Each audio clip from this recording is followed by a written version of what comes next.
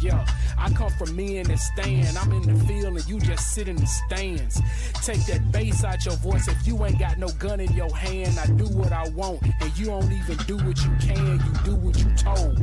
I got no love for my foes that can mimic my delivery and copy my prose. But what they can't comprehend is how I stick to this code. It's either in you or not. It's not the kicks and the clothes. They ain't cut from the same cloth, can't come from the same loom, fit in similar shapes or even sit in the same room. Confusing authenticity with part of the costume. I'm teaching gifted children, you can't come in this classroom.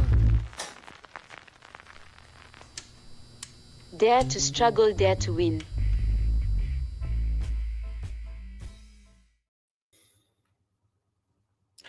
Yo. What's up, bro? How you feeling? I'm feeling good, man. Besides, it's cold in the D right now. Too cold. Yo, so it was snowing crazy in Atlanta, and I'm ready to get the hell out of the United States. One more game. I ain't mad at you. Let me know you when you're making that move, man. I can slide my big stuff up in your suitcase, brother. Don't do it. So what's up, y'all? Welcome to Dare to Struggle, Dare to Win. Another episode number 2, brother. Episode number 2, man. You know, one of the CMB podcasts, community movement podcast here on Black Liberation Media. Shout out to everybody in the chat, all my politicized folks. Make sure you copy that link and then you share it and paste it to somebody you know who knows some radical politics, who needs some radical politics. Somebody you probably was talking to, especially somebody who is on that bullshit talking about King wasn't a radical. Like, they make sure you invite your anti-King folks up in here. Why do you think people say that? I mean, obviously it's the propaganda. Like, I just had a conversation this weekend or the past weekend about the brother who's like, I don't like King because you blah blah, and then he started spitting some stuff. I said, where you learn that from? He couldn't tell me, but yeah, it was just, you know. And then I think, you know, me and you was talking backstage, but you know, people like Boyce Watkins, you know, they'll write silly stuff about how, you know, King was more palatable for the white power and he wasn't as, you know, hard as Malcolm X, and that's why King get a holiday versus Malcolm X. So it's it's the education system making people crazy as hell. What you think? I think it's a trick bag that we find ourselves in, and that trick bag is actually, as I was thinking earlier, you know, preparing my thoughts for the show. Our struggle has always been presented to us as an either or. You know, either W. Du Bois, Booker T. Washington, the field Negro, the house Negro, on and on.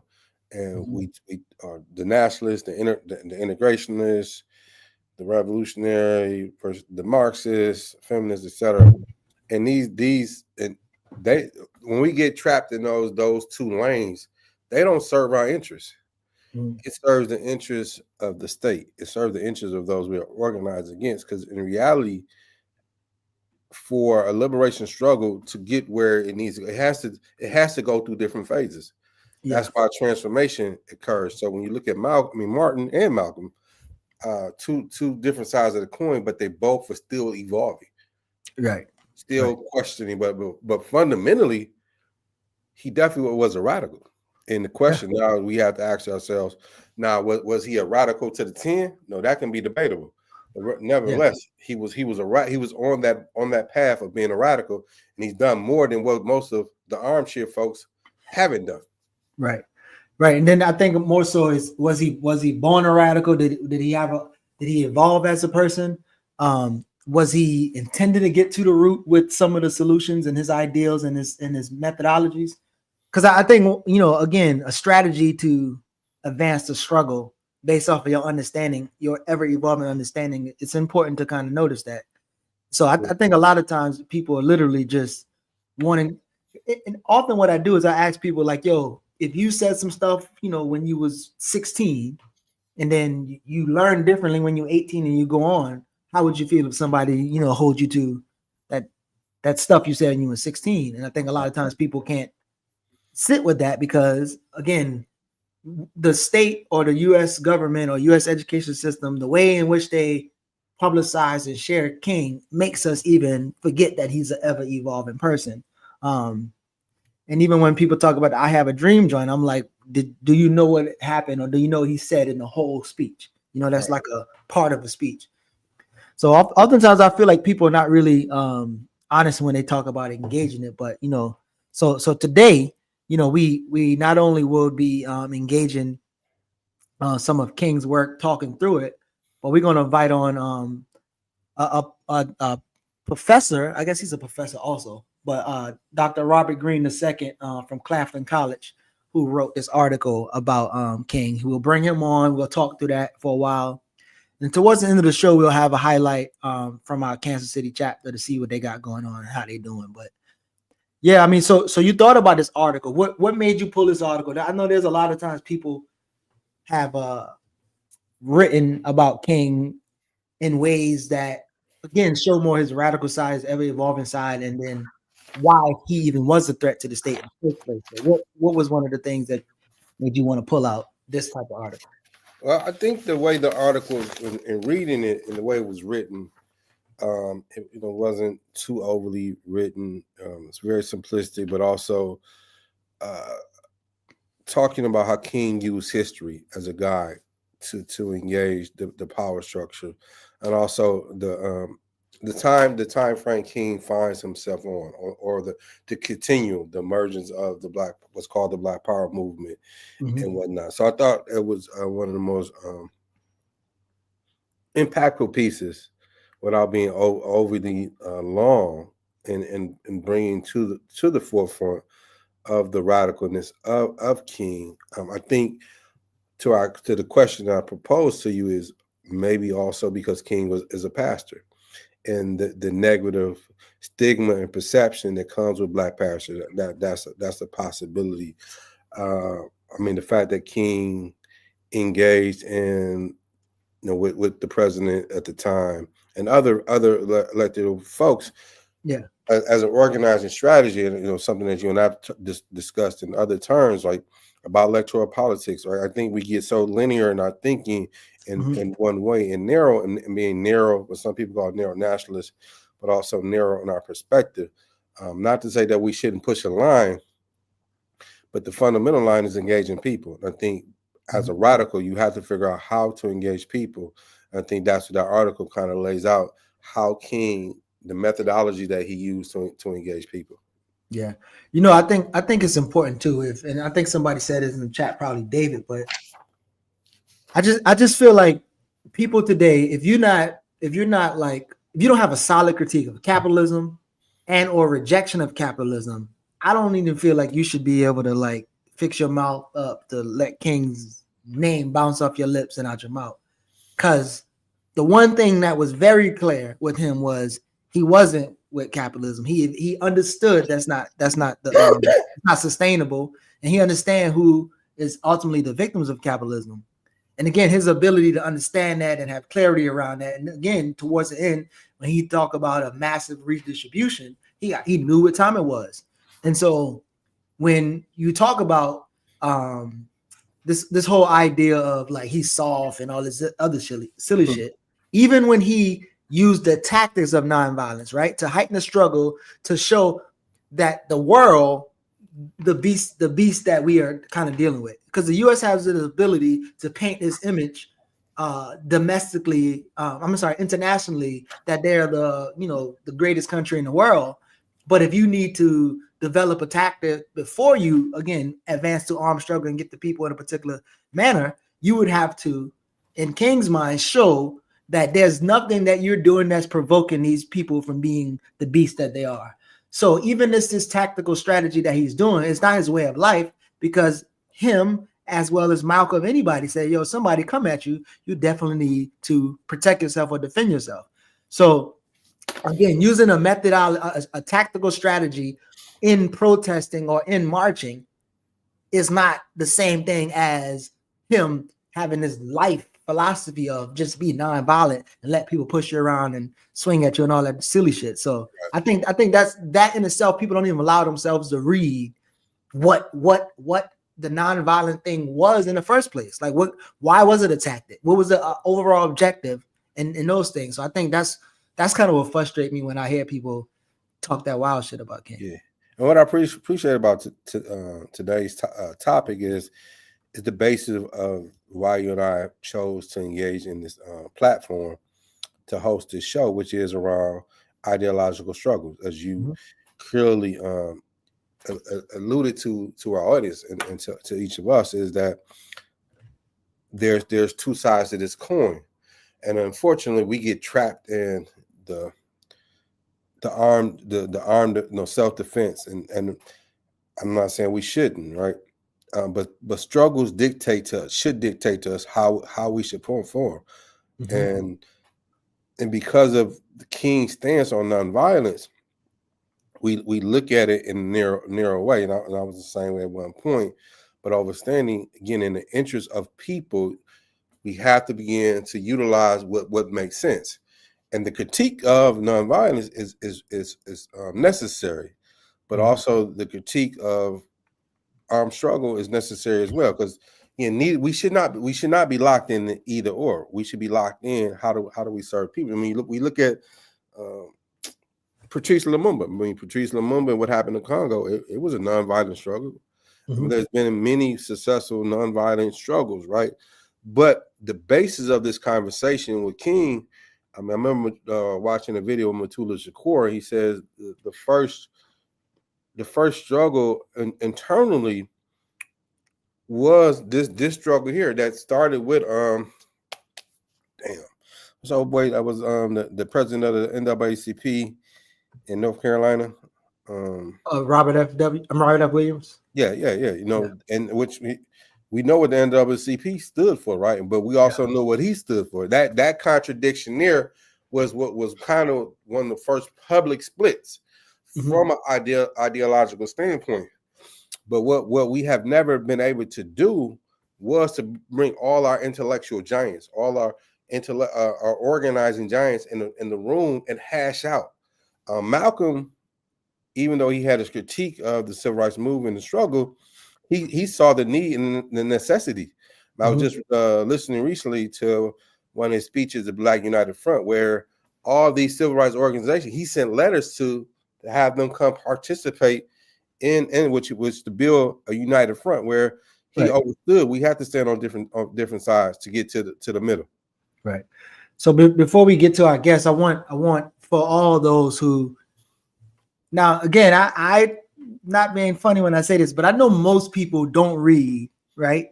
Especially people who are engaged in this weird argument. But even those that sometimes read, I don't know that they like study and comprehend or whatever. But I would suggest all the people who think that King was a pacifist and all this wild shit to turn to page 27 and Where Do We Go From Here, and read it a couple times if it's hard to stick. But he says, I contended that the debate over the question of self-defense was unnecessary, since few people suggested that Negroes should not defend themselves as individuals when attacked. The question was not whether one should use his gun when his home was attacked, but whether it was tactically wise to use a gun while participating in an organized demonstration.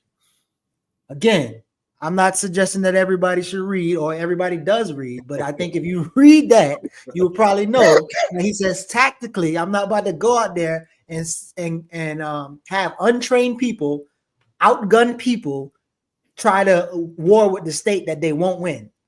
And in any ways, that would lead your people into a slaughter. And he's way more smarter than people 57 years later who probably wasn't even born think he is. So anyway, our brother's in the backstage. So we're going to take a quick break. Make sure you go ahead and get your drink and get a little snack and maybe get ready for some fire, because I think this brother from South Carolina, so you know how shit happened over there. So I'm throwing copper at the coppers, but I'm shaking like Morocco. Say my prayers with the pistol, serve the sinners with the chopper. All my buddies got it from scratch. My house had Betty Crocker. His mama owned D. He ain't even get no shot up. Profit is invisible. Profit come from product. He think it buffet. He can't comprehend no potluck. God bless the child with his own powder to rock. So welcome back. We have good brother, Dr. Robert Greene. Go ahead and introduce yourself. I only know briefly about you when Yusef sent the article. I was like, hey, I heard of this brother before, but please definitely introduce yourself, and then we can definitely get started. Oh, well, thank you so much for having me on the show this evening. I'm Dr. Robert Greene II. I'm an assistant professor of history at Claflin University, located in Orangeburg, South Carolina, although I'm wearing a SC State sweatshirt right now, representing our folks across the fence. Yeah. I'm also the lead instructor of the Majeska Simpkins School of Human Rights and a co-host of the Our New South podcast. Absolutely. So we got this this article from you titled "The Radical King and a Usable Past," right? And the reason why I think this title is even important, right? So oftentimes people talk about Black Wall Street and how to tell the story of Black Wall Street. And our comrades on this platform, the Black Myth podcast, they kind of told a more nuanced story of Black Wall Street, not to make people feel bad that it wasn't this utopian society, but the struggle that the people gave forth is more things you can celebrate. So when you think about this radical king and this usable past, like what was your intention behind the article, and what do you feel like you was able to drive home with it? Sure. Yeah, that was something I wrote for Black Perspectives, which is part of the African American Intellectual History Society, which I'm currently president. And at the time when I wrote that, it was really written from a sense of, I think people, every MLK Day now, when you go on social media, people will have one of two responses to it. Either it's, okay, King wasn't that radical, that he was sort of middle of the road, milquetoast, that sort of thing.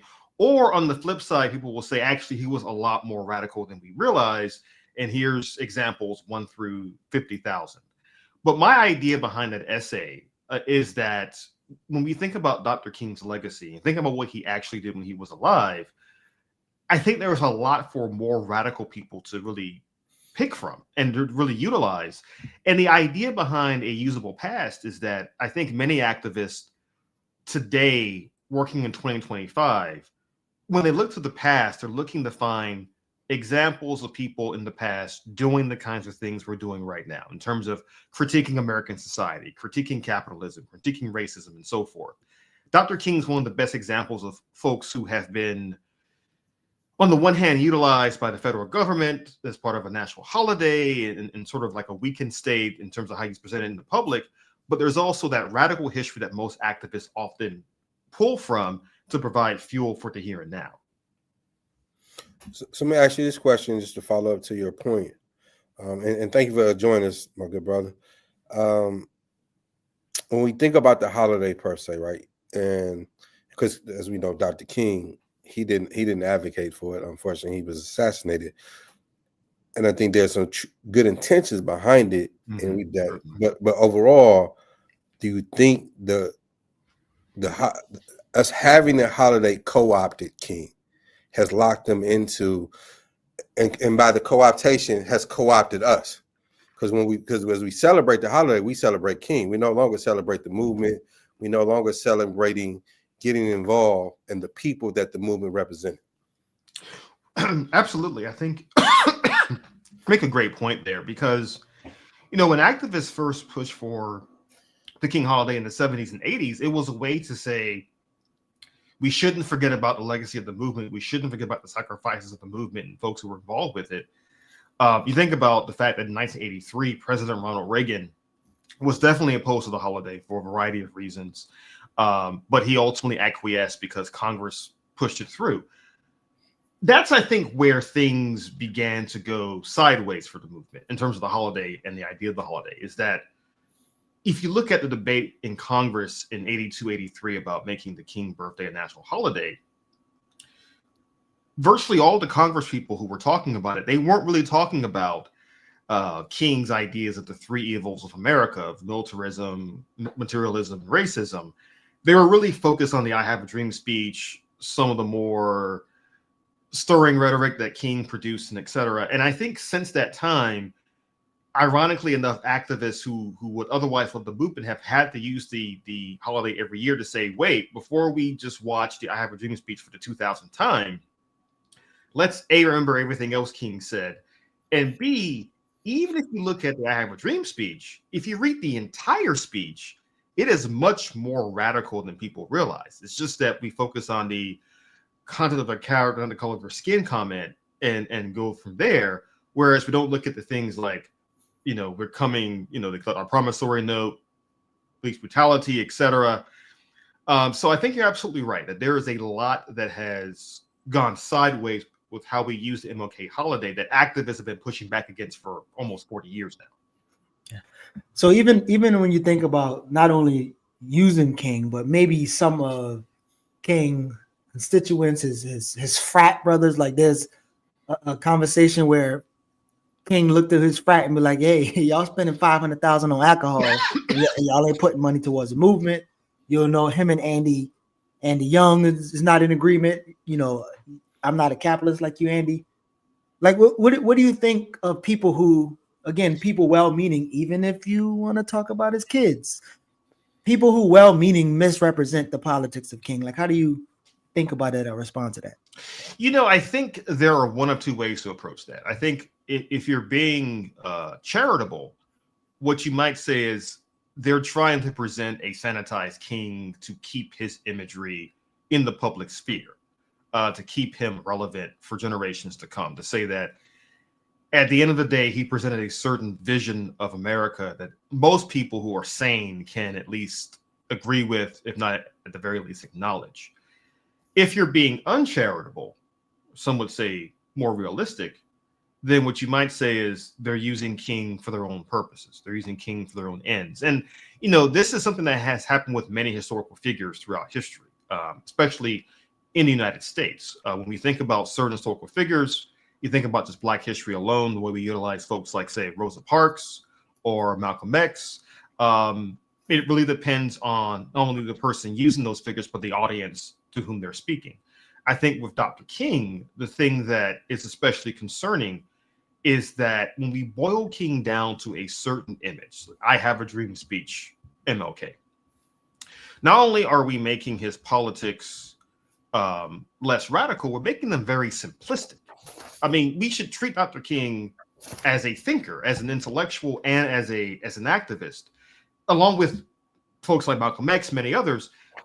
If we're doing this where we're taking these figures and making them in the simplified, almost superhero character, so to speak, then what we're doing is a disservice to how they thought through these issues. And when we do that, we are also doing a disservice to ourselves in the modern day, because we're also preventing ourselves from thinking about more advanced critiques of society in which we live. In the article, you talk about how King has used history in his speeches, right?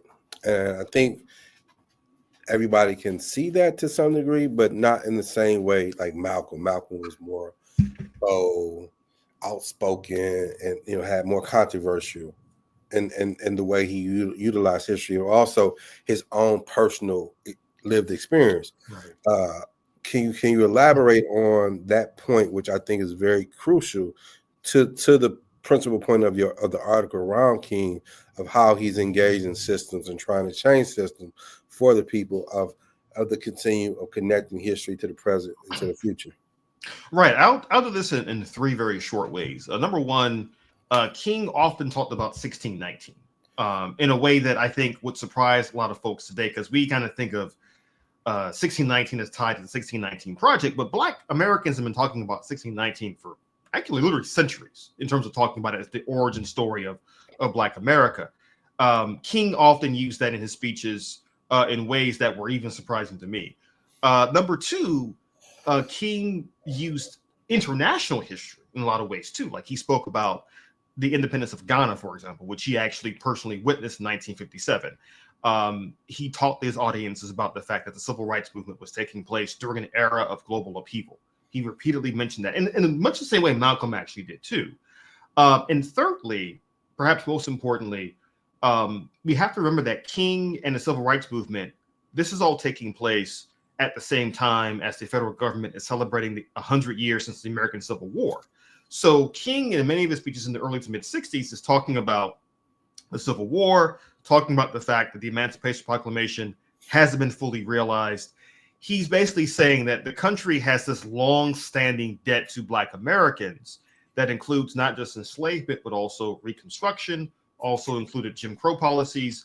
And what he's arguing is that if we look at this totality of history since the beginning, before the country even began, then there is this tremendous debt owed. I think some of your listeners have probably seen the video online of King from '68 talking about the Homestead Act and the giving of land to white farmers versus what was not given to black farmers during Reconstruction. Again, that's him utilizing American history to say that there was much that was owed to black Americans from not just slavery, but even in the aftermath of slavery. So I did some investigative journalism, and I actually found a old tweet from back in the days from the FBI. Oh. So now the FBI today has been tweeting whatever they tweet, but back in the days they was tweeting, Corella, tell your mans to kill himself before we do it. And Martin Luther King is the most notorious liar in the country. And then soon the FBI, as the young people say, will have y'all smoking on the King pack. Anyway, that's partly joke. I hope y'all think so. It's a joke. But when you think about like the constant making black people comfortable with police and the military and the CIA and the FBI, and like you have like literally today, the FBI is shouting out King when again there's evidence and or understanding that Jowers, the person who was in the restaurant, was found guilty for 30% of the framing of the killing of Martin Luther King, but also the 70% is the U.S. government, people like the FBI, the city, the state, and in the federal government. When you see posts like that, and you again engaging with young people today, how do you help them come to terms how much nasty work that is actually? There's actually a really funny story I have about this that relates actually more to Marcus Garvey. So one of the classes I teach at Claflin is a course called Civil Rights and Black Nationalism. And I cover Marcus Garvey and the rise of the Universal Negro Improvement Association and his fall from grace and all that. And I was talking about how the first black agent to work for the FBI was hired to infiltrate the UNIA. And then I paused and said to my students, because I remembered something in the back of my mind, oh, by the way, tomorrow the FBI will be here on campus to recruit students to work for the FBI. So if you want to infiltrate the next great black freedom movement, they'll be here to recruit you. And everybody laughed and we went on with our day. But I think to your point, even especially young people now, they are very much aware of the FBI's role in this history. I think not just because of classes like mine, but because of programs like yours, even because of films like Judas and the Black Messiah. There is this implicit, if not explicit, understanding amongst black youth that the FBI and other government agencies have this incredibly unsavory history in terms of infiltrating black-led freedom movements. I think with the FBI, though, in particular, and with these tweets and such, again, it points to how there is this very thin line between commemorating American history and then it could be used as propaganda by the government. And certainly you're seeing that with how they're viewing MLK. And I think also with holidays like Juneteenth as well. There's a whole question to be raised about what Juneteenth was meant to be versus what it has become in recent years that we're already seeing with the King holiday as well. So I'm interested on your perspective because there's two versions of King that we realize but don't necessarily engage in. Those two versions is the King that worked in the South and then the King that came up north. And we're talking about two different social conditions. And I'm wondering what your studies and what your perspective on that influence on his political life, on his political development in relationship to serving and fighting for black people. Right. Yeah, I think the fact that King was a Southerner and most of his movement work was in the South is really important to his overall story, because on the one hand, he's coming out of that Atlanta black middle class that his family belonged to. He moves to Montgomery in the 50s, does work in Birmingham.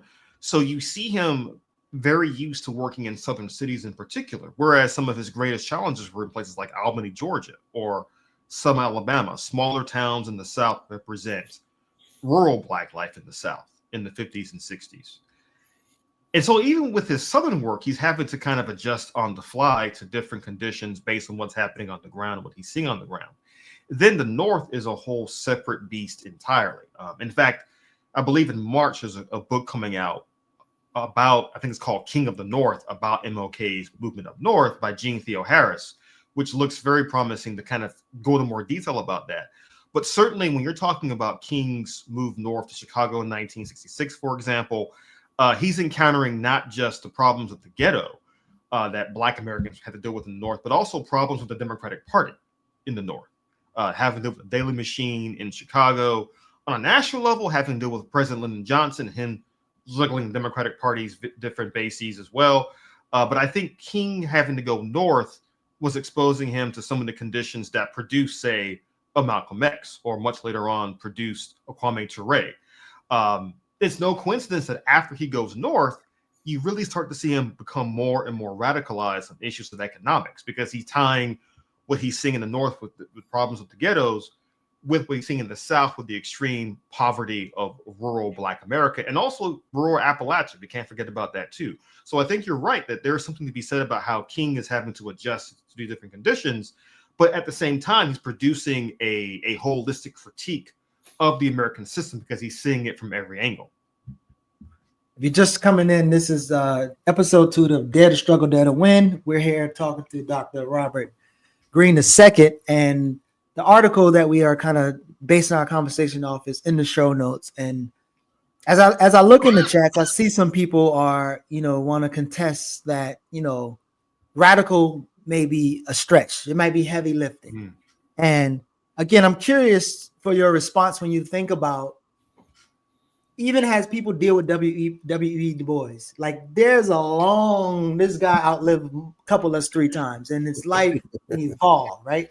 And so knowing that King, might have talked about transnational solidarity, and you can know that he's evolving, you can probably assume, I don't know if it's always good to assume, but you can kind of say his trajectory could be like revolutionary Pan-Africanist. He met with Ghana, Kwame Nkrumah. So like what again, how do you grapple with people who might say like, man, like you're stretching, like radical? Why would you even mention radical and King in the same name? No, I think that's a legitimate question. And my response would be to look at what King was doing at the end of his life, which is twofold. Number one, he was building the Poor People's Campaign, which even in the late 1960s was pretty radical for that time, to build a coalition of the poor across the color line, Black, white, Hispanic, indigenous, to go to Washington, D.C. And keep in mind, we didn't get to see what King would have done with that because he was killed before they left for Washington. But his plans were to essentially shut down the federal government until they provided an adequate solution for poverty in America. It wasn't just marching to Washington. They were talking about perhaps blockading buildings, blockading the highways going to Washington. They were considering some pretty, again, pardon the use of the word, radical solutions to this problem. But then you also think about what he was doing when he was actually killed, which was he went to Memphis to work with striking sanitation workers. Now, it's worth noting most of the folks in SCLC, his organization, felt that the Poor People's Campaign was already pretty risky as it was. They were opposed to going to Memphis because they felt it was stretching their resources and their time way too thin. But Dr. King said, they asked me to come here. I'm going to help them. This is part of what we're trying to fight for. Again, can you really name any leaders from even from Black history, Black American history, who would actually fight for sanitation workers?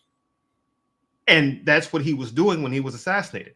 I think you could make a reasonable argument that perhaps that's not radical, but I think my counter to that would be it was certainly more radical than what most other folks were doing in 1967, 68 when he was killed.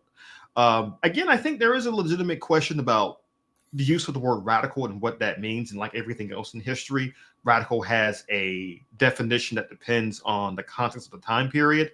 But I think in 1968, there were many Americans who both agreed or disagreed with Dr. King who felt that he was radical.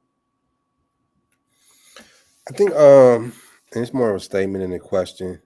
I'd love to hear get your thoughts. I think King was radical and liberal at the same time. Mm-hmm.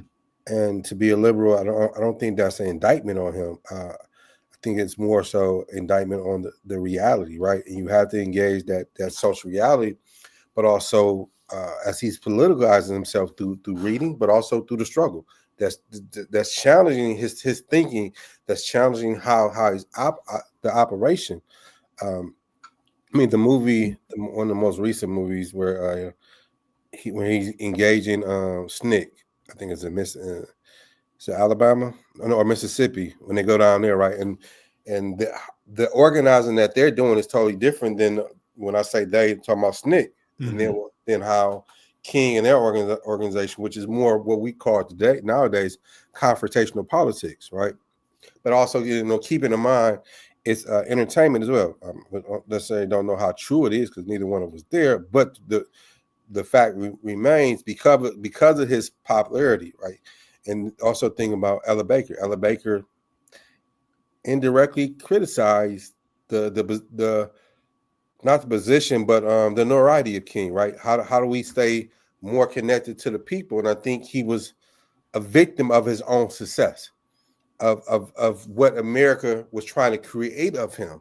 And I think that also has diluted how we see him as a radical, because the word, we use the word radical nowadays, where in the 70s, in the 60s, the word militant was the word for radical today.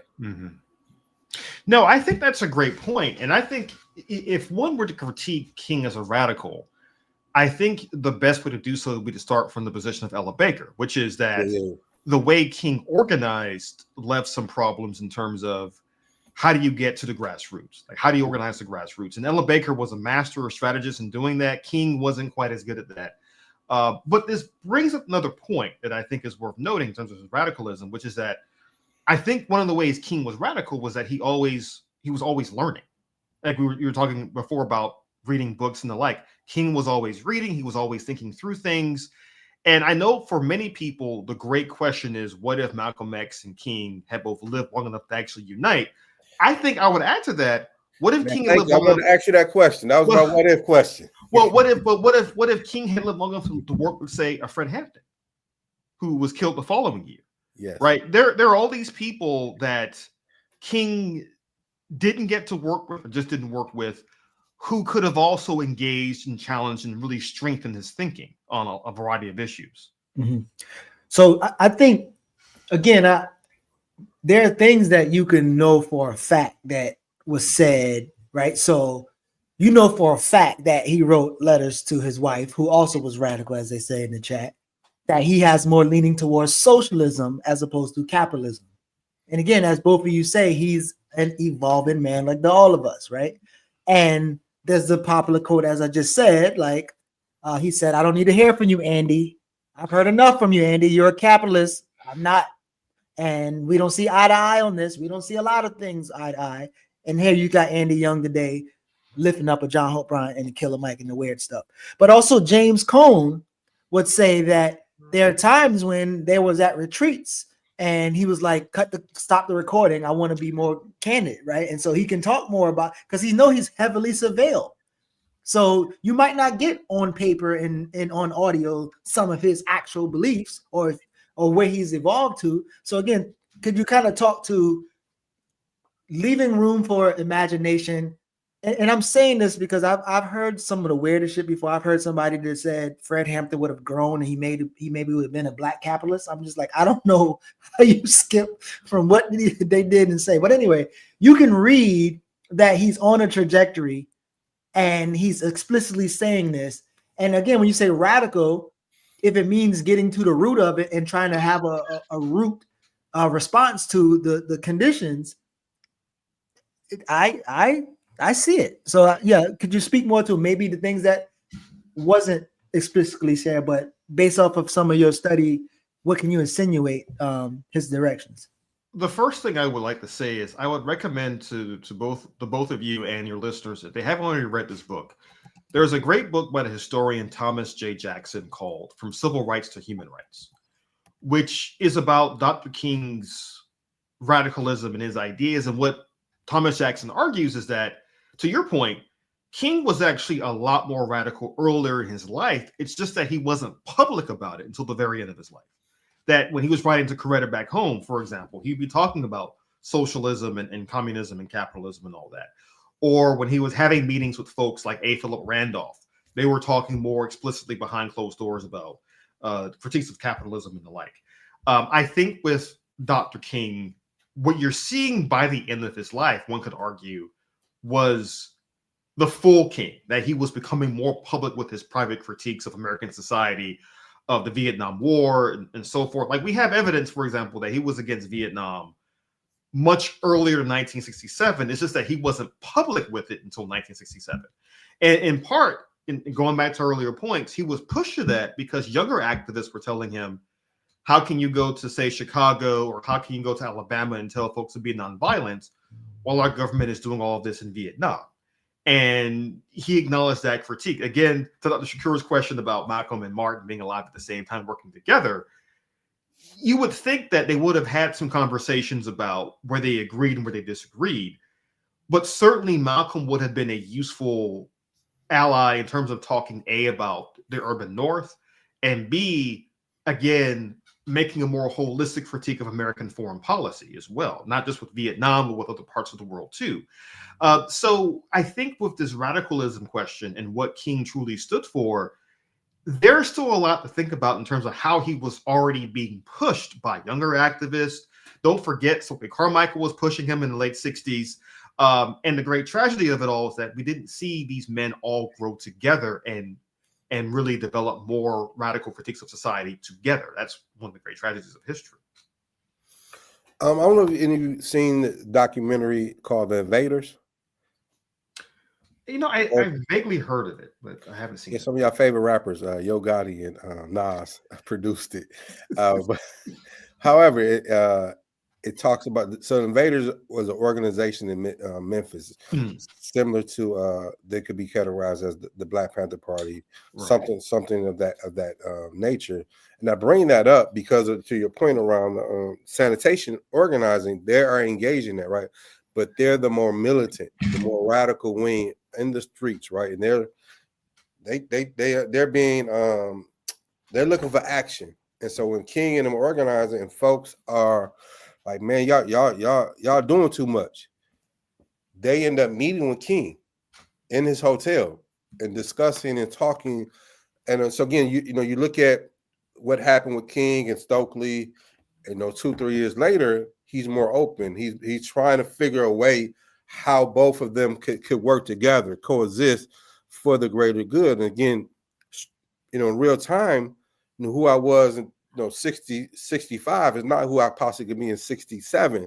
If you know how the struggle evolves, but also to your point earlier, Dr. Greene, these conditions are totally different than the other conditions that he was used to. But also, coming to Memphis, even though he kind of came with his team, but his team wasn't solid.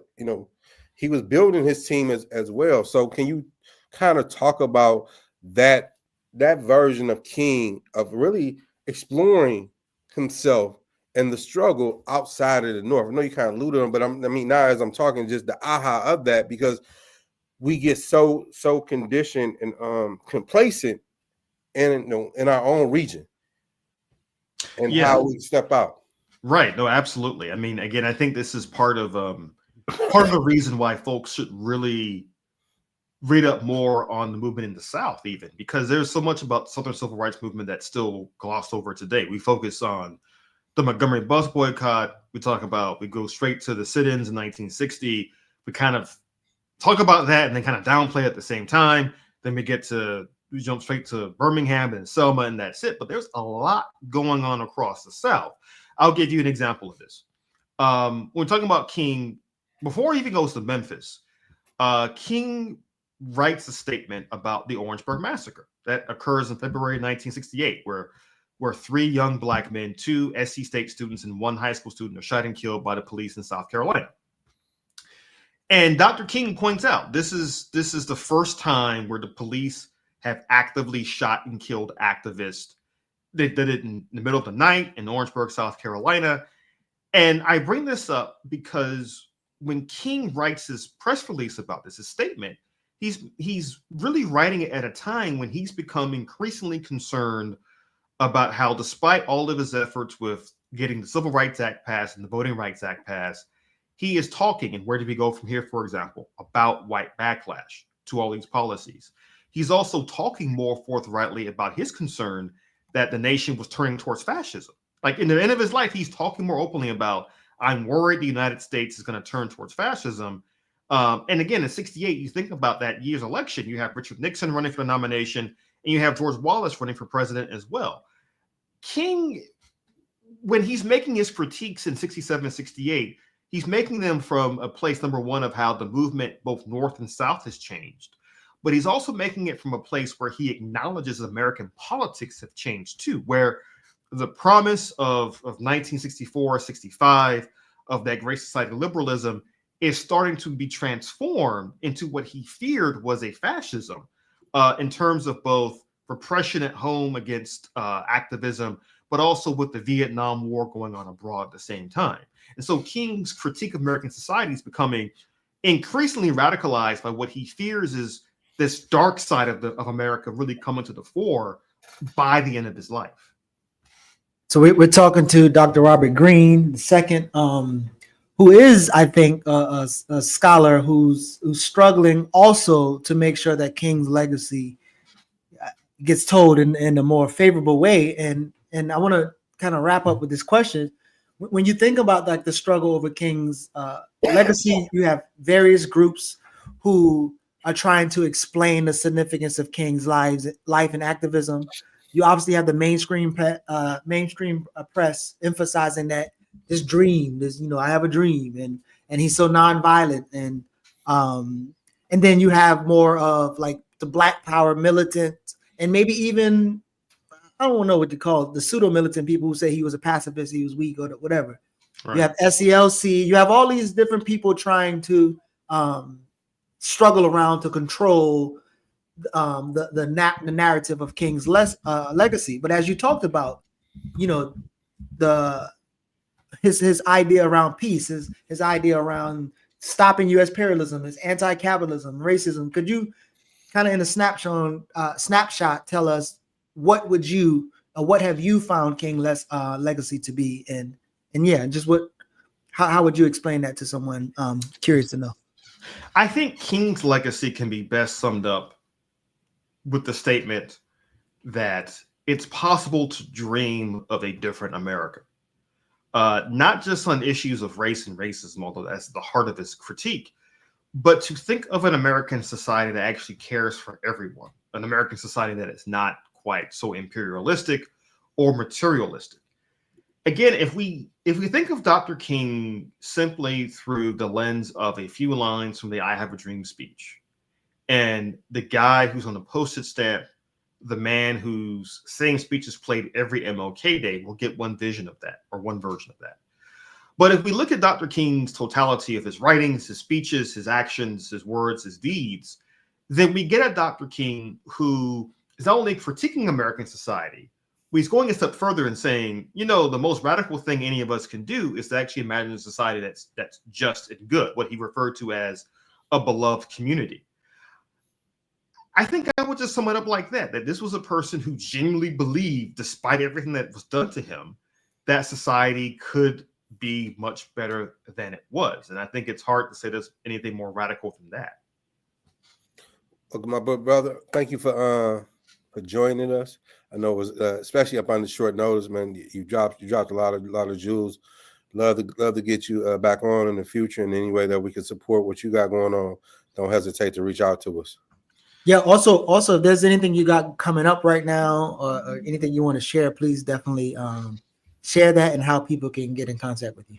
Oh, sure. I am easy to find. I am still hanging on X or Twitter, whatever we call it now, under Rob Greene II. I can also be found on Blue Sky and Threads under the same name. And right now, as I mentioned before, I'm the co-host for a podcast called Our New South, which is run through the Levine Museum of the New South in North Carolina. And my co-host is ESPN personality Kevin Blackistone. We have a great time talking to folks across the South about Southern issues. And finally, I would say again, if you want to read more of my work, I'm published at various places, including, as you guys mentioned, Black Perspectives, the official blog of the African American Intellectual History Society. Thank you again, brother. Appreciate you for coming through, and I guess we will see you soon. Definitely. Right? Thank you so much. All right. Peace. Peace, my brother. All right. So coming up soon, we'll have some of our comrades that's tapping in from KC to see what they got going on down there. How you feel, bro? I feel good, man. I mean, I gotta give you a shout out, brother. Thank you. I sent you the article and you just like read it and bam, reached out to the brother. You said he jumping on like shit. You move fast. Nah, when I saw the name, man, I was like, yeah. So like South Carolina, small, bro. Like Okay. Claflin, Allen, Benedict, SC State. I mean, ain't too many people in them spaces that I ain't gonna know or know of. So, Okay. yeah, I was like, yeah, let me go ahead and tap in with him, whatever. But yo, I want y'all to take another quick break, roll something up, pour something up, mix the drinks. What else they need to do? They need to take some pills. Oh man, just keep it honest, transparent, and just enjoy the ride. The video or documentary that I mentioned earlier is called The Invaders. Invaders. All right. So we'll be right back with some KC love. I'm throwing copper at the coppers, but I'm shaking like Morocco. Say my prayers with the pistol, serve the sinners with the chopper. All my buddies got it from scratch. My house had Betty Crocker. His mama owned D. He ain't even get no shot up. Profit is invisible. Profit come from product. He thinking buffet. He can't comprehend no potluck. God bless the child with his own powder to rock. So we back. Dare to struggle, not struggle. We say struggle in South Carolina. I don't know what y'all do in Kansas City over there, but in South Carolina, we SK, struggle. Dare to struggle, dare to win. We're here with brother Shabazz. Is that Shabazz back there in the It's Shabazz. My bad. I'm in the car, and I guess my lighting is not too good. Oh, okay. Comrade Shabazz, how you doing? How you feeling? I'm feeling all right. Y'all can see me a little better. So we want to know what you got going on, and maybe even Yusef probably want to know the origin story. But like, yeah, what y'all got going on there in Kansas City, and yeah, how you living? All right. Well, what's up, y'all? Assalamu alaikum. Comrade Shabazz here. Yeah. Pronouns are comrade or they or Shabazz. Right. I'm the chapter lead of the Kansas City, Community Movement Builders org. Let's just say back in 2020. I was living in Kansas City, and let's say March, I got laid off from my Montessori job. Like I was a Montessori teacher, and due to COVID-19, right?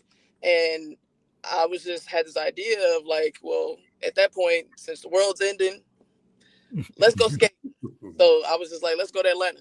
And to honest to God, like I had never even heard of CMB or knew of any CMB chapter whatsoever. And I go out there and basically I'm on unemployment. I have really no vision of what life is going to be like after this COVID, stuff dies down.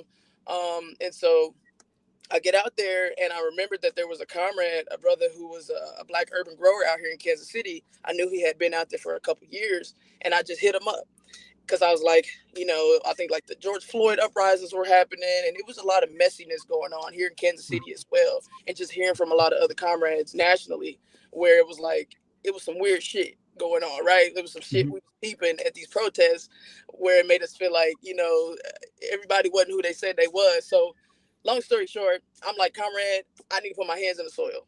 And I remember he gave me the address to the CMB house in Atlanta. And it was to help with the community garden.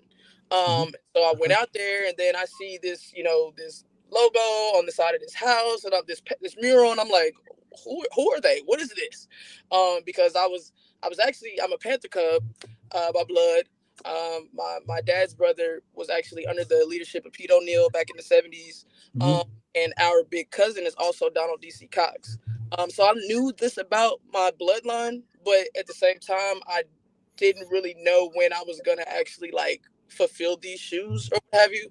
So everything's just like all happened at once. Like my uncle throughout my life would kind of give me little, radical Black history, and he would give me the books. He would give me the quotes. He was kind of in my ear throughout my life, but at the same time, my parents were very bougie, middle class.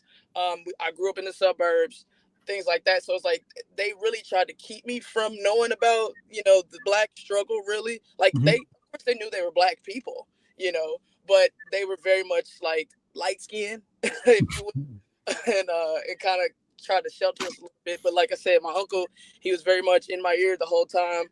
But to bring us back to CMB, I probably came out 2 weeks at that point and helped Ace. His name is Ace. Mhm. And I met Kamal one of these days, and I just knew, I'm like, yo, this is the ancestors guiding me. Like, I didn't know why I was going to Atlanta. I just thought I was going to go skating because I grew up skating out here in Kansas City. And that's just what we did on my mom's side. And I just was like, I need to get back to that culture. Like, the world's ending, right? So Right. anyway, I meet Kamal. I joined CMB. Like, I paid my dues, like the second day, like I said, the second weekend. And let's say I rose up in the ranks. I became like the lead for the organizing committee at the time. Like, I was helping the mutual aid program. I was running orders with my Mustang out there, Southwest Atlanta. So it's like out here in Kansas City, it was somewhat progressive, but they weren't like radical. And a lot of the orgs, the leftist orgs out here, even the black led ones, I was never interested in because it was just like, it was too much like ego and like competition out here, and people was on frou shit. That's how Right. they wasn't really about that action. Okay. So I got out there. It was perfect. I got fully immersed in the work. Rayshard Brooks had been murdered at the Wendy's. I think it was like a couple weeks I had been out there. And then I just started filling in. Like, I was armed. I believe I'm a soldier. So I was just out there with the people trying to see what I could do. And I remember they held down, University Ave, made it a liberated zone. Like, this was the first time I really understood what like this meant. Like, you know what I mean? Like, organizing and the power of the people actually united, actually making moves in their Right. community. So anyway, long story short, I joined CMB 2020. Well, let's say November 2020, my dad actually passes away on Thanksgiving Day, and from a pulmonary embolism. And my mom loses her mind, and I'm the oldest of three. My parents been married my whole life, and I'm like, I got to get back to Kansas City because I got to take care of my people. So it was bittersweet because I'm thinking, I'd have found this organizing family. Kamal is basically my dad. Before I even knew my dad was about to pass away, but I got to take care of my mama. So I had to pause that. I got back to Kansas City, like 2021, like it was like Mother's Day weekend, 2021. And to go back to what was happening in CMB in Atlanta, I remember like being part of CMB and Kamal like asking me at some point, like, hey, do you think Kansas City would ever be ready for CMB? And I'm like, no, not right now, especially not right now. But, let's say here we are. And this was a little bit after well, not a little bit. Well, let's say August of last year, I had just felt it. It was just like, you know what? It's Kansas City, because I've been here 4 years, right? 4 year. Okay. Right. Been back to Kansas City 4 years, and I actually got up under the ranks of an organization called Decarcerate Kansas City, who they're a multiracial, multi-generational abolitionist org. Because I had to get somewhere. It's like if I was about to be back here taking care of my mama, I still needed to be doing the work because I started doing the work. Right? I can't take no days off. This is destiny, right? I can't keep running from it, basically. So I got up with this org, and I'm still currently a member. But at the same time, it's like nothing against any other leftist org out here, but I still felt like I needed to be like doing some straight up black shit for black people. And no offense to nobody, but only we know what we need. And ain't nobody tell us what we need and what we need to do. And a pig is a pig. And I, if I want to, if I get asked to do an op-ed, and you want me to give my soul, and I say, call the police a pig, and you want to take it out, we can't have that, right? So these just little bittersweet things I was dealing with other orgs out here, and I'm just like, yeah, I think it's time for CMBKC, and like me and Kamal start talking again, and he was like we never stopped talking, but he like saw my tweet, and he was just like, hey, inbox me. We probably need to go ahead and start this. So All right. Cool. So thank you for that history, Shabazz. Can you let the audience know how has that process been in building the chapter as you got back to Kansas City, worked with the other org? What does that look like, and what are some of the possible campaigns that you guys are working on? It's looking good. We've been pretty well received by the white leftist orgs, the black led leftist orgs out here, because they've always knew about CNB, because ever since I left Atlanta, I ain't stopped repping CNB. I ain't stopped wearing my hoodie. I hadn't stopped sharing what was happening with Cop City. I haven't stopped, letting people know what was going on out there, right? And just making sure I was linking these struggles, like the Kansas City with Atlanta and everywhere else. So it's like we became org August 17th of last year, Jonathan Jackson Day. We started out with 9 members. I had 9 faithful folks. I have 10 currently. I had to let a couple people go. One person just due to scheduling, and other person just, some other core values didn't align. But things have been going good. We just got 2 more members like in the last 2 months. We got invited to, like, right after we became a thing, we got invited to Mutual Aid Day. It was like April 19th, I believe, 2024. And it was by a white leftist org called KC Mutual Aid. And we just were in the space really with a bunch of orgs, just rubbing shoulders and just getting our face out there. And then after that, we started to organize for a mutual aid, our first mutual aid event, which was, I call them give back kickbacks, where we took over basically the Kansas City Public Library, the Bluford location. It's off like 31st and Prospect. It's like in one of the worst areas of Kansas City, most underserved areas of Kansas City. And we gave out Narcan, we gave out wound care kits, we gave out diapers, because an organization called Happy Bottoms came up in there and was signing people up for free diapers and stuff. We gave out clothes, we gave out hygiene kits, we gave out prophylactics, we gave out emergency contraceptives, all types of stuff. And it was amazing. I don't know how many people we served, but we didn't have nothing left after we were done. And actually, we linked up. I do have a comrade that's part of my ranks that's from St. Louis, and they have a collective called the St. Louis Anti-Imperialist Collective, and they also helped donate a bunch of that, like Narcan and wound care stuff. So that was good.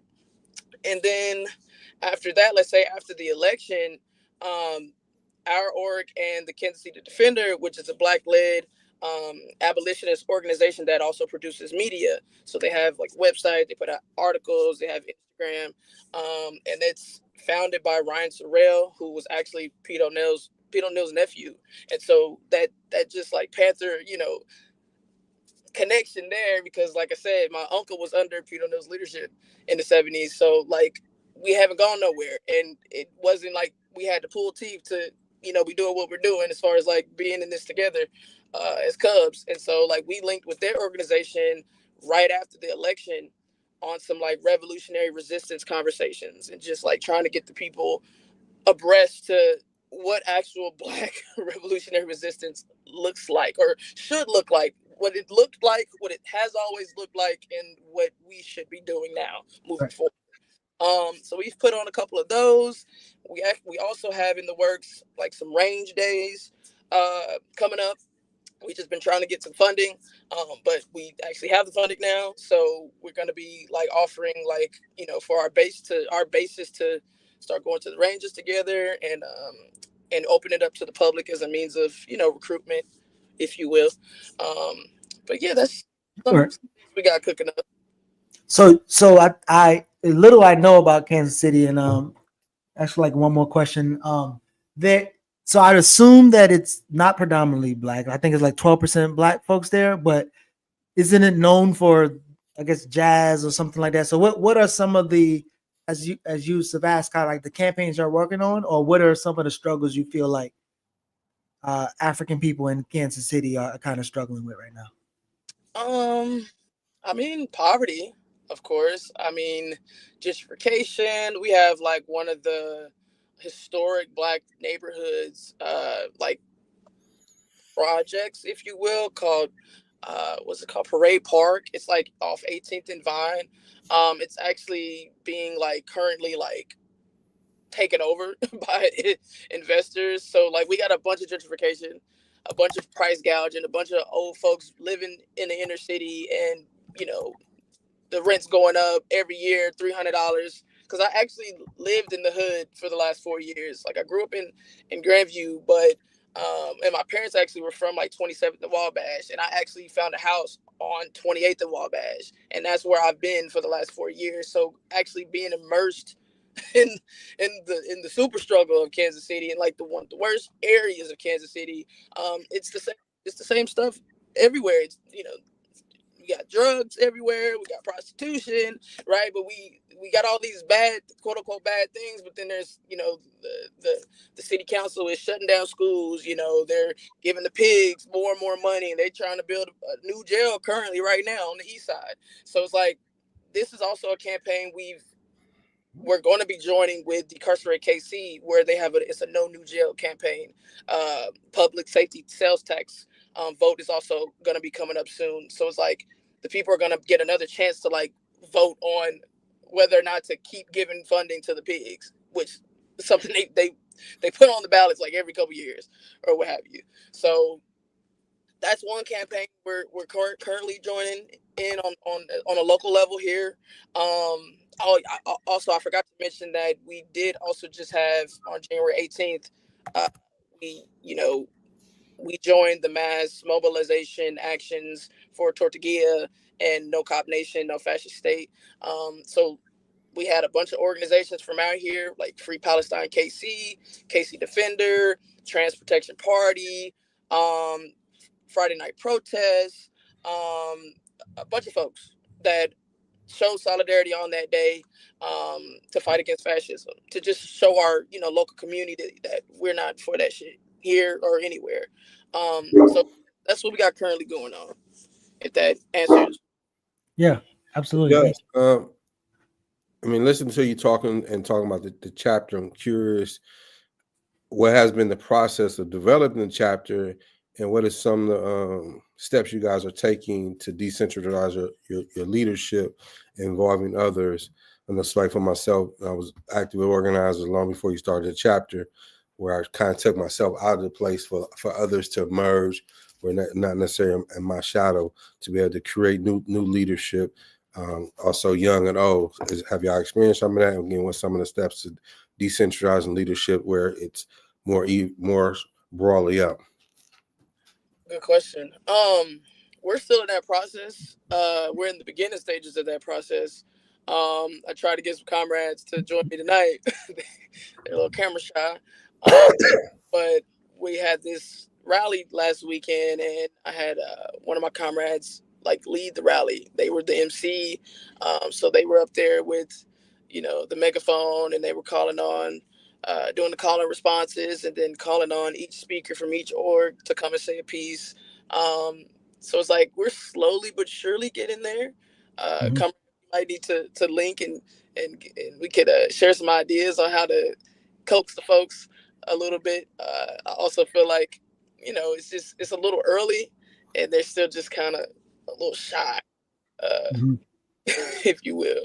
But no, I think that's love. So we just want to create a space for all the chapters to come in and kind of share what they're doing and start to build a relationship with with different chapters and share thoughts, and have, as the show title, Dare to Struggle, Dare to Win, have intellectual struggle sometimes. So every chapter will be highlighted a week, and so obviously back in 8 weeks y'all will be back again, and maybe there'll be some more work y'all be doing that we can kind of struggle through. But we appreciate you coming on, and yeah, just love that y'all out there doing the work and trying to start building some power for us in Kansas City.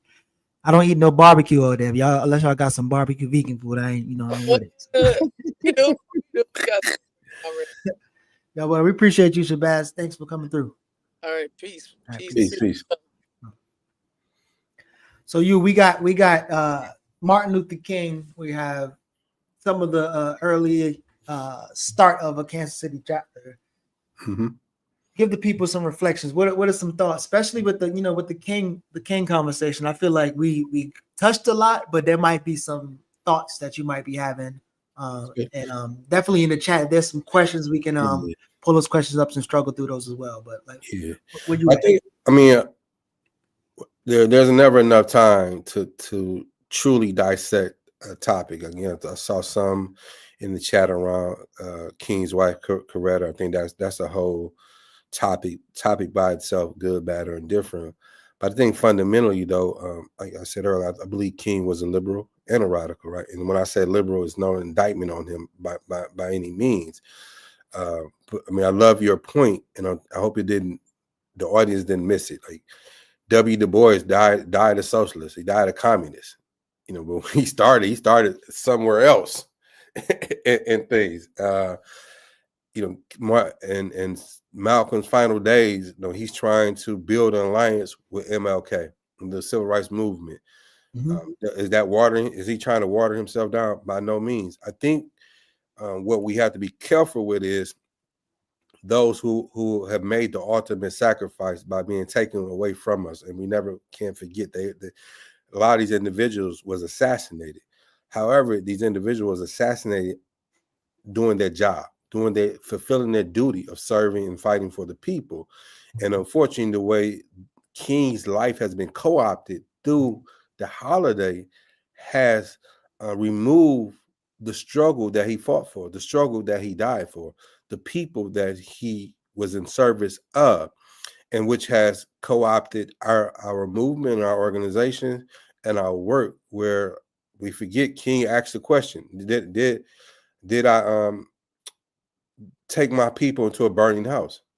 And we're still in that burning house, right? And we see that in the chat, there's a lot of folks are kind of all over the place. In society, Black folks are kind of all over the place.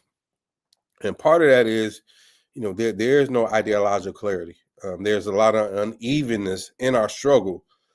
What is our struggle? And that's, again, part of the purpose of exploring this conversation. So like I said earlier, like the word radical now has been, at one point, the word was militant. We don't even use that word no more. It's same with revolutionary, freedom fighter, liberation and things. So how do we ground ourselves? And also, if we ask everybody in the chat what radical mean, I'm pretty sure we're going to get 10 different definitions. And as a result of getting 10 definitions, it speaks to the inconsistency and the misdirection of our organizing, and the lack of organizing and organization within it. So our struggle, and also defining what is our struggle. I think we have enough history up under our belts to be able to get enough wins, but we have to step back and do what we're doing and examining King, Malcolm, others, particularly like the question with our chapter that we just talked to, how do we ground ourselves in present reality, with having a historical framework about previous organizations, like, we can't bring the Panthers into the 21st century. It's just not going to happen. Right. You can't bring no BLA in the 21st. It's just not going to happen. Like, this different dynamics. Are there frameworks? Are there examples? Absolutely. But that's part of study and struggle to dare to struggle to dare to win. Absolutely. So I want to highlight a few comments that really stuck out to me. The super comical and intelligent David said, "Love the James Cone book on King and Malcolm."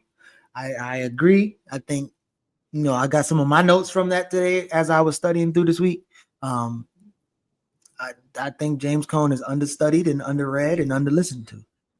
We have Dre says, if you have knowledge of a whole governmental entity wanting to kill you, and you still keep doing the things that they want to kill you for, that alone makes you radical, full stop. I'm not going to argue with that. I think, again, if you can address the root, and the government know you have the capacity to address the root, and then also know you have the capacity to educate a mass group of people on the root, I don't know. And David also says King was very aware that it was dangerous for him to tell the entire truth about the society, and to his great credit, he told those truths anyway. right? So I think there's a couple things that I'm thinking through, right? And I want to start with, shout out to the Kansas City chapter. We know you're just getting started. We're excited about the work you're doing. We're excited you being here. Reach out to whoever, whenever. I'm definitely a ear to hear. Obviously, Yusef as well, and we can learn and keep struggling and getting into the shits. But as I think about King again, like this man, our ancestor, was a threat to the United States. The United States government, this capitalist order, this American project, he was a threat to the American project. And his work was super unfinished. So most of these people who are saying this wild shit, I don't even know if most of them in their 50s, but 57 years later, imagine 57 years later trying to talk about a man that the US gave you their image of, right? Who was actually a threat to the state. Again, we just saw the tweet where the FBI is tweeting about King when the FBI is complicit to killing King because of the threat that he is to the United States. Not only that, but as the brother doctor talked about, King's internationalism is proven how he stands on his square with Vietnam, how he meets Assange for Kwame Nkrumah, and how he respects Assange for Nkrumah. And remember, there's times when he says Ghana has something to say to us. It says to us first that the oppressor never voluntarily gives freedom to the oppressed. You have to work for it.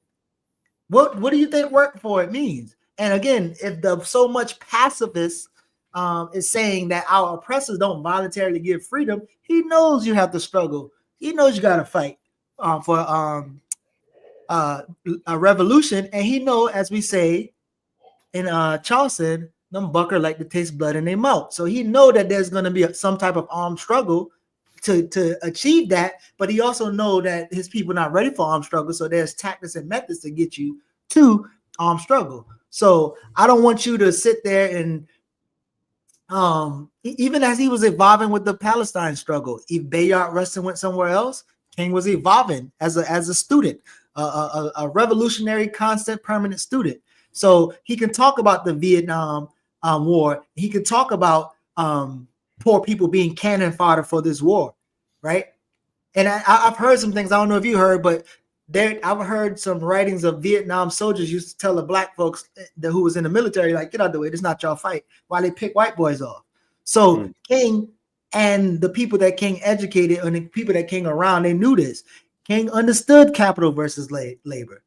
I'm just not comfortable listening to clowns who's talking about black capitalism, saying King was a pacifist, he wasn't a radical, whatever, but you are stuck on black capitalism. And Jared Ball, shout out to Jared Ball, the myth of the propaganda backed by power. Whenever King talked about how evil comes forth in the guise of good, and when you think about when Jared talks about how the black buying power and the whole black capitalism is being morphed into what we think to be black capitalism, black power, and it's sold to us. And so a lot of us are running the plays that a white boy create for us. King wouldn't have done that. Again, King would make a full stop at capitalism is not working. It never will work. It's inherently evil, and his most biggest victim is people that look like us. So I just think a lot of times people are really devoid of reality when they I guess speak about King. And again, we do this probably shit every year, but I just wish people will stop, right? King went from angry to discontent to beginning to develop his revolutionary expressions, and he had to according to the state, be removed because of his ability, again, to organize, mobilize, and inspire people to confront the state. And again, if you're not confronting the state in your work, I think you should just shut your fucking mouth about King. That's what I think. Well, somebody asked me a question. The Kwame Nkrumah picture I have behind me, I purchased when I was in Ghana. Just want to add just a couple points to what you just said, your brother, in this. Damn, it's lost my thought. Struggle is ongoing. And what it is today, it necessarily won't be tomorrow. However, what was consistent, what should be consistent, is what are the values that is governing how we struggle from tomorrow to today, and we should be gaining some level of political maturity. Mm-hmm. And the political maturity will allow us to get past our ideological differences. I'm gonna say some shit that may offend some people or may go some people's head. We treat our organization like gangs.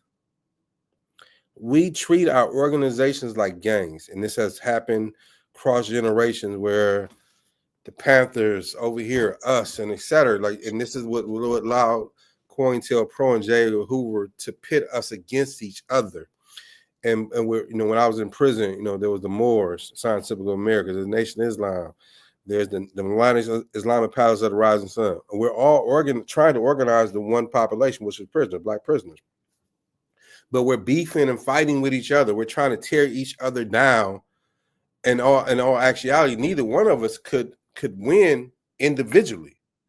We have to create some type of, and I think unity is overrated in the sense of we have to create a united front where, again, you don't have to like me, I don't have to like you, right? And I think this is what King and particularly Malcolm was moving towards. So, but that requires a level of political maturity. And we have to get away from this mentality of trying to unite around like-minded people. That's bullshit. Like, you can like me today, but not like my black ass tomorrow. But when you organize around like-value people, that trumps the like-minded. That puts them forth what are the values that is governing the work that we're trying to do and how we push each other. Because then it also exposes, are you truly committed to what you're saying, or are you just fucking operating in your ego, in your organization and things? And we have to stop continuing to pull out the slogans from the past, and as if like that's relevant, and as if that's movement building, that's organizing, and where how so many have said in the past, like, we can't keep romanticizing our struggle. This shit is real, and it's real, and it gets more realer when you get real with yourself, of transforming who you are, and it will produce the type of person that should be and can be radical, because you need to go through a radical transformation to be a radical thinker. Right. So I want to read two quick quotes of King, and I'm gonna just read it, and I want you to, whatever comes to your mind, and same thing with the chat. I want y'all to hear this, and then whatever comes to mind, share. So the first quote is, and again, this is after talking about Kwame Nkrumah and having to fight for it. But he says, and then because there have been in every period, there are always those people in every period of human history who don't mind getting their necks cut off, who don't mind being persecuted and discriminated and kicked about, because they know that freedom is never giving out, but it comes through the persistent and the continual agitation and revolt on the part of those who are caught in the system. I just read putting your bodies on the line. The second quote, I choose to identify with the underprivileged. I choose to identify with the poor. I choose to give my life for the hungry. I choose to give my life for those who have been left out of the sunlight of opportunity, seeing life as long as and desolate corridors with no exit signs. This is the way I'm going.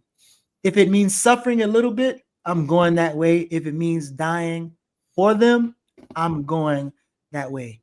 I just don't know pacifists that say shit like that. But go ahead. What y'all think? The comments in the chat. Where y'all at? What y'all think? So again, I think even as you, and I'll let y'all get your rocks off, but even as you think about when the spiritual beliefs was kind of as Marimba Ani says, his Utama Rojo, his life force behind his energy, right? And what he was doing. But even when he was kind of like limited in his moral focus, right? He's trying to make these moral people talking about morality. He was still willing to die for what he believed for.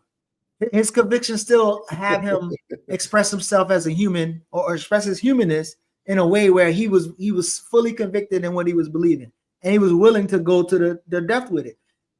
Interesting thing. There's this little clip when he's walking, and then there's a gunshot, and he ducked. It's not like he ran, and it's like I'm done with this shit. I done heard one bullet. I'm done. I mean, you follow the play already through. So again, I read somebody who's intimately, intellectually, spiritually connected to the struggle and really willing to die for what he believes in. And again, I'm not saying that he, knew that people would talk about his life today and all his other things, but obviously his work lived on. Even if it tries to be co-op, there's people who are very, very aggressive and very serious about making sure that people actually know who King was, as opposed to who the state that killed him wanted you to know who he was.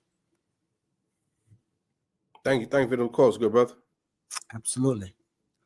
What you think though? What's your thoughts? Oh man, I think they said it all.